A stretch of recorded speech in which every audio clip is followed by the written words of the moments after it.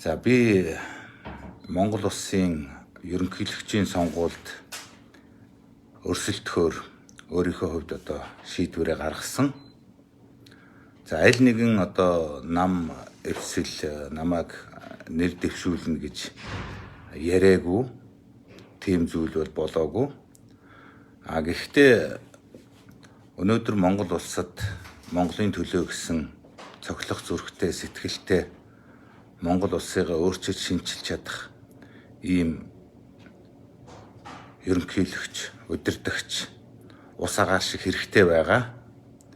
Тэгээ миний би өөрийгөө энэ шалгуурт тэнцэнэ гэж бодож сонгуульд өрсөлдөхөөр өөрийн зүгээс нэрээ дэвшүүлээд байгаа юм. Би одоо айлын 8 дахь хүүхэд гэж байнга хэлдэг. Яагаад гэвэл энэ одоо хятад гинөө өмнө зүгийн соёлоор бол 8 дахь хүүхэд ямар ч байсан. Одоо 8-ын тоо бол хүнийг баяжуулдیں۔ Гинлээ. Би ямар ч байсан гэр бүлээ бол баяжуулсан. За Монголын одоо бүх сая хүүхэд тэдний гэр бүлийг бас хүүхдийн мөнгөөр баяжуулсан хүн. Бяцхан ч гэсэн тус нэмэр болж байгаа байх. Би Монголын ард түмнийг зөвхөн өөдөө баян сайхан ийм байгаасаа гэж ингэж баяжуулахын төлөө бас санаа сэтгэл зовж явдаг хүн. За би